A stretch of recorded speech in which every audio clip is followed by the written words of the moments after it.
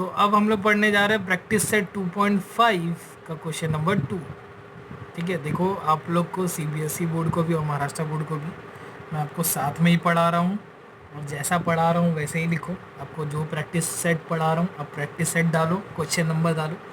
हो सकता है आगे पीछे हो, लेकिन आपको ऐसे ही लिखो। मैं कॉन्सेप्ट वाइज जा रहा हूँ, जो आपको कॉन्सेप्ट सीखने चाहिए, इसके बाद वो आंसर आने चाहिए, इसके हिसाब से ही मैं जा रहा हूँ। ठीक है, क्वेश्चन आगे पीछे हो चलेगा, आपको सिर्फ कॉन्सेप्ट पे फोकस रखना है कि आपको क्वेश्चन आया तो आपको आंसर लिखने आना चाहिए। ठीक है, तो ये क्वेश्चन दोनों के लिए ही है।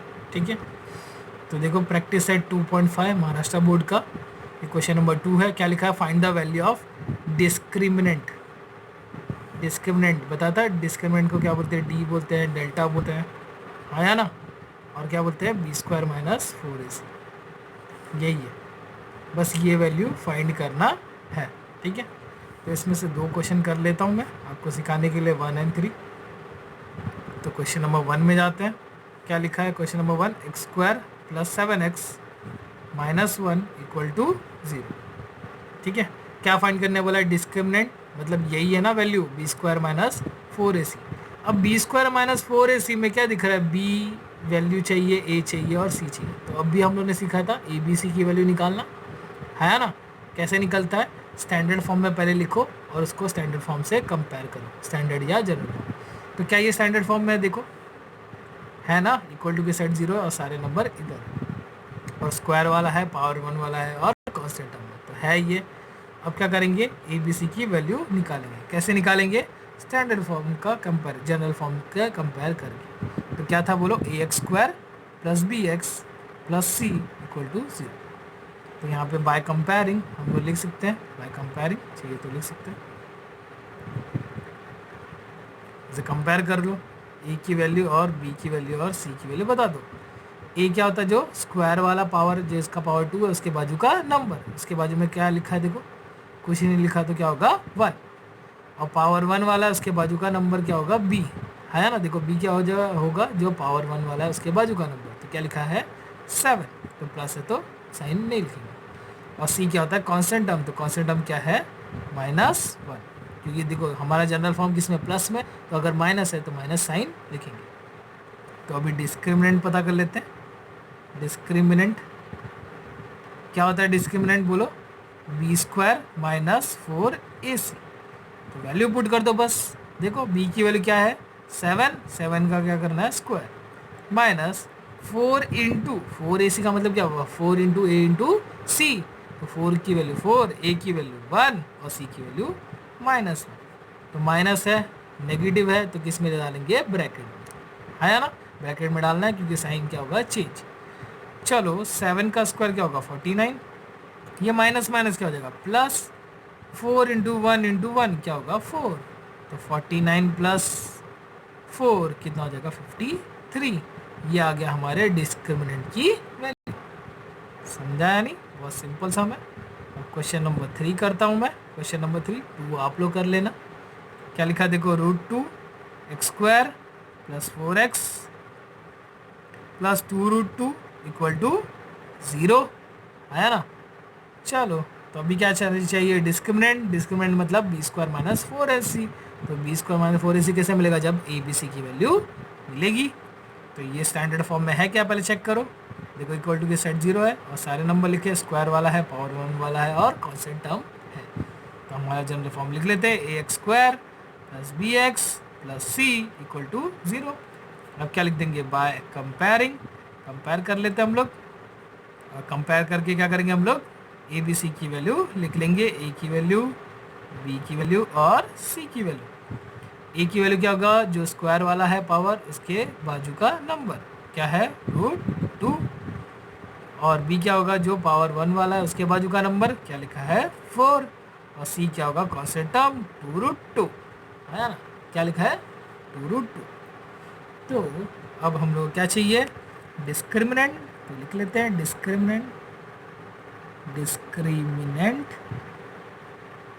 क्या होता है? डिस्क्रिमिनेंट बोलो, बी स्क्वायर माइनस 4ac, ये होता है ना? चलो वैल्यू पुट कर लेते हैं। तो क्या लिखा? बी का स्क्वायर, बी की वैल्यू क्या है? 4 का क्या हो जाएगा? स्क्वायर। ये का कौन सा साइन लिखा है? माइनस 4ac का मतलब 4 इंटू ए इंटू सी, क्या लिखेंगे 4 इंटू ए की वैल्यू क्या लिखेंगे √2 इंटू सी की वैल्यू क्या होगा 2√2 इज इक्वल टू 4 का स्क्वायर क्या हो जाएगा 16 माइनस, पहले देखो रूट वाले साथ में मल्टीप्लाई होंगे और जो रैशनल नंबर है मतलब जो रूट में नहीं है वो एक साथ में मल्टीप्लाई हो जाएंगे। 4 2 से क्या हो जाएगा 8 इंटू √2 इंटू √2 क्या हो जाएगा 2, ये सेम नंबर है, सेम नंबर मल्टीप्लाई होंगे रूट में तो क्या हो जाएगा रूट हट जाएगा, ये क्या हो जाएगा 16 माइनस 8 2 से क्या हो जाएगा 16। देखो बॉड मास के हिसाब से पहले मल्टीप्लिकेशन सॉल्व होता है माइनस बाद में, नहीं तो पता चला आप लोग पहले माइनस कर दोगे 16 माइनस 8 8 8 2 16 लिख दोगे तो वो नहीं होगा। बॉड मास के हिसाब से पहले मल्टीप्लिकेशन सॉल्व होगा बाद में प्लस और माइनस, पहले मैंने क्या कर दिया मल्टीप्लाई, क्या होगा 16 और 16 दिख रहा है, 16 में 16 गया तो क्या आ गया 0, ये आ गई हमारे डिस्क्रिमिनेंट की वैल्यू, खत्म, बस इतना सिंपल है ये सम, ठीक है। तो क्वेश्चन नंबर 3 ये भी प्रैक्टिस सेट 2.5 का क्वेश्चन है। तो यहाँ पे क्या लिखा है देखो, determine the nature of roots of the following quadratic equation, ये जो क्वाड्रेटिक इक्वेशन है ना उसका क्या पता करना है नेचर ऑफ रूट्स, ये बहुत इंपॉर्टेंट चीज़ है। आप लोग को अगर क्वेश्चन आया क्वाड्रेटिक इक्वेशन का सॉल्व करने के लिए तो सबसे पहले आप लोग क्या करोगे ना नेचर ऑफ रूट्स ही पता करोगे तब जाके सॉल्व करोगे। फैक्टराइजेशन मेथड में मैंने सिखाया नहीं, लेकिन अब मैं सिखाने जा रहा हूँ कि आपको कोई भी क्वाड्रेटिक इक्वेशन का क्वेश्चन आया तो सबसे पहले आप लोग क्या करोगे नेचर ऑफ रूट्स पता करोगे और उसके बाद ही सॉल्व करने जाओगे, ठीक है। नेचर ऑफ रूट से ही अपने को पता चल जाएगा कि अपने को सॉल्व करना है या नहीं करना है, ठीक है। तो ज़्यादा आगे जाने की ज़रूरत नहीं पड़ेगी, ठीक है, कोई भी मेथड कोशिश करने की ज़रूरत नहीं पड़ेगी। सबसे पहले आपको क्या करना है नेचर ऑफ रूट्स पता करना है, ठीक है। ये पता करो उसके बाद ही सॉल्व करे या नहीं करे वो डिसाइड होगा। तो नेचर ऑफ रूट्स के लिए मैंने बताया था, नेचर ऑफ रूट्स कैसे पता चलता है बोलो। डी क्या है डिस्क्रिमिनेंट डेल्टा या b² माइनस 4ac, अगर b² माइनस 4ac का आंसर ग्रेटर देन 0 आ रहा है मतलब पॉजिटिव आ रहा है तो हम लोग क्या बोलेंगे roots are real and distinct, ठीक है, डिस्टिंक्ट मतलब अलग अलग होगा। अगर d इक्वल टू 0 आ रहा है तो हम लोग क्या बोलेंगे रियल एंड इक्वल, रियल है और इक्वल है, डिस्टिंक्ट मतलब डिफरेंट है, रियल है आंसर आएगा, डिस्टिंक्ट मतलब अलग है डिफरेंट, दोनों अलग अलग दिखेंगे क्योंकि दो होते हैं ना इसके रूट्स। नेचर ऑफ रूट्स बदला है कि रूट्स कैसे दिखेंगे, नेचर कैसे दिखेगा वो कैसा होगा उसका, ठीक है, वो सोल्यूशन कैसे दिखेगा। तो क्या बोला अगर ग्रेटर देन 0 आया तो रियल है मतलब आएंगे आंसर और डिस्टिंक्ट मतलब अलग अलग होंगे डिफरेंट होंगे। अगर इक्वल टू 0 आया डी इक्वल टू 0 आया तो क्या बोलेंगे रियल एंड इक्वल मतलब है आंसर और सेम दिखेंगे, दोनों आंसर क्या होंगे सेम। अगर d लेस देन 0 आया मतलब नेगेटिव आया तो हम लोग क्या बोलेंगे नो रियल रूट्स, डायरेक्ट लिख देंगे कि नो रियल रूट्स मतलब सॉल्व ही नहीं करना, आप लोग को क्या करना है बस b² माइनस 4ac का आंसर निकालना है। अगर नेगेटिव आया डायरेक्ट लिखोगे नो रियल रूट्स, आपको पूरे मार्क्स मिल जाएंगे पूरे के पूरे, समझा या नहीं। तो आपको सबसे पहले क्या करना है यही b² माइनस 4ac का आंसर निकालना है और डायरेक्ट बताना है, अगर सॉल्व हो रहा है तो सॉल्व करेंगे नहीं तो नहीं करेंगे, समझा है नहीं। तो आपको ये कॉन्सेप्ट याद ही रखने हैं सबके लिए, ठीक है। तो अगर आपको क्वाड्रेटिक का क्वेश्चन आया सबसे पहले आप क्या करोगे नेचर ऑफ रूट्स पता करोगे, ठीक है। तो मैं यहाँ पे एक एक करके क्वेश्चन करता हूँ। पहला क्वेश्चन हमारा क्या है x² minus 4x plus 4 equal to 0, ठीक है। तो सबसे पहले क्या पता करना है नेचर ऑफ रूट्स, और नेचर ऑफ रूट किससे डिसाइड होगा डी से, डी क्या है हमारा b² माइनस 4ac, और b² माइनस 4ac कैसे मिलेगा abc की वैल्यू निकाल के। तो सबसे पहले देखो स्टैंडर्ड फॉर्म में है, हाँ है क्योंकि इक्वल टू की साइड 0 है और सबके सब इधर। तो कंपेयर कर दो हमारे स्टैंडर्ड फॉर्म से, क्या है ax² plus bx plus c equal to 0। तो इसे कंपेयर करेंगे बाय कंपेयरिंग, कंपेयर करते हैं और कंपेयर करके क्या करेंगे हम लोग a b और c की वैल्यू निकालेंगे।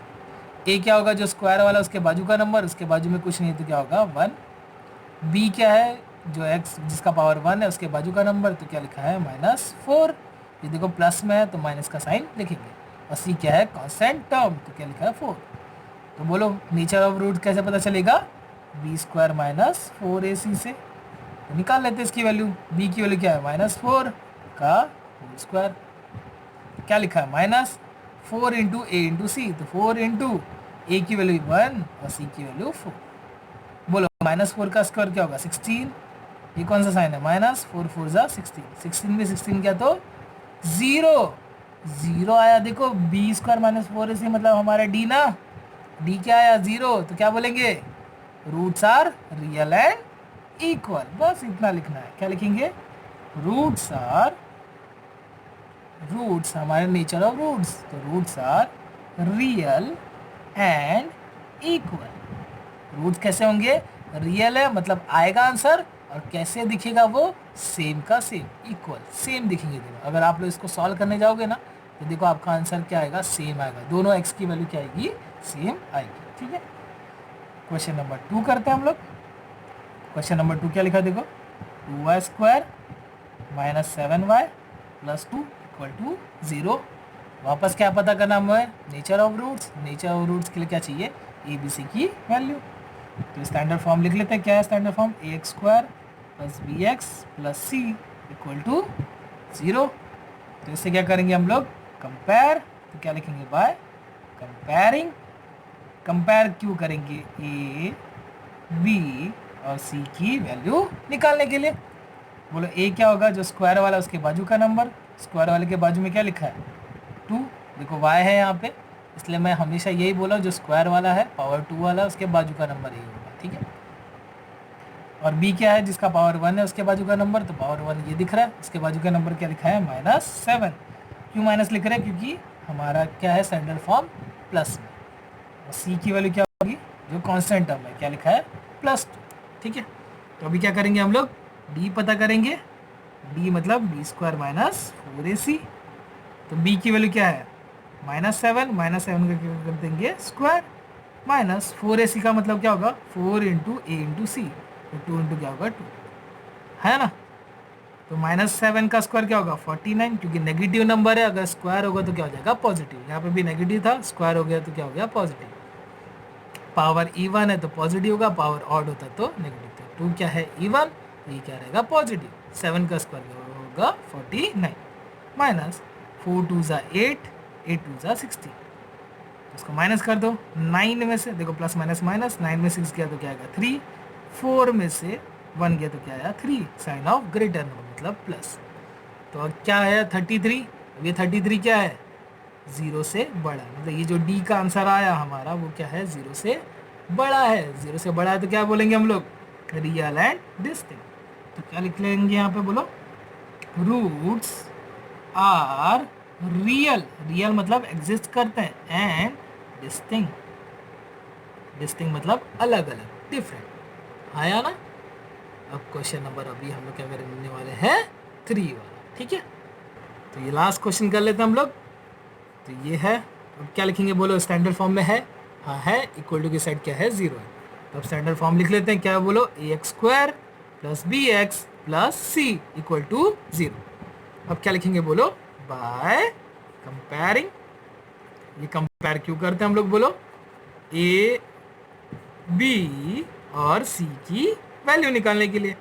तो बोलो ए की वैल्यू क्या होगी, जो स्क्वायर वाला है पावर 2 वाला उसके बाजू का नंबर। उसके बाजू में क्या लिखा हुआ है, 1। बी क्या होगा, जिसका पावर 1 है उसके बाजू का नंबर, क्या लिखा है, 2। और सी क्या है, हमारा कांस्टेंट टर्म। किसकी वैल्यू निकालनी है, बोलो बी स्क्वायर -4ac की। इससे ही डिसाइड होगा ना नेचर ऑफ रूट्स। तो बोलो पहले क्या लिखा है, बी का स्क्वायर। बी की वैल्यू क्या है, 2। 2 का क्या हो जाएगा, स्क्वायर। कौन सा साइन है ये, -4ac। 4ac का मतलब क्या होगा, 4 इंटू ए इंटू सी। तो क्या लिखेंगे, 4 इंटू ए की वैल्यू क्या है, 1 इंटू सी की वैल्यू क्या है, 9 इज इक्वल टू 2 का स्क्वायर क्या होगा, 4 -4 इंटू 1 4, 4 9 जा 36। देखो ये प्लस ये माइनस, प्लस माइनस माइनस, 36 में 4 गया, आंसर क्या गया, 32। लेकिन साइन ऑफ ग्रेटर नंबर क्या आया, ये -32। तो माइनस में आया, तो मैंने बताया था माइनस में आया, मतलब डी इज लेस देन 0। तो लेस देन 0 में क्या बोलते हैं, there is no real roots, वहाँ पे कोई रियल नंबर एग्जिस्ट नहीं करता। क्यों बोलते हैं ऐसा? क्योंकि आप लोगों को बताया था बी स्क्वायर माइनस फोर इसी हमारा जो फॉर्मूला है, क्वाड्रेटिक फार्मूला क्या था, x is equal to minus b plus minus under root b square minus four a c upon two a. तो b square minus four a c किस में लिखा जाता है, रूट के अंदर। और मैंने बताया था रूट के अंदर अगर नेगेटिव नंबर आया तो उसे रियल नंबर नहीं बोलते, क्या बोलते हैं, इमेजिनरी नंबर।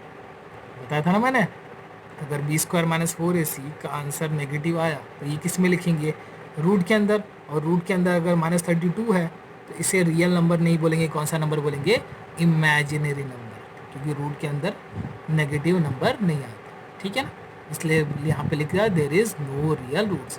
तो आप लोग अगर इतना करके नेगेटिव लिखा के यहाँ पे लिखोगे there is no real roots, अगर 4 मार्क का क्वेश्चन हुआ तो आपको 4 के 4 पूरे मिलेंगे। समझा या नहीं? तो आपको सबसे पहले क्वाड्रेटिक का कोई भी सम करने से पहले उसका नेचर पता करना है, अगर वो रियल है तो ही सॉल्व करना है, नहीं तो नहीं करना है। ठीक है।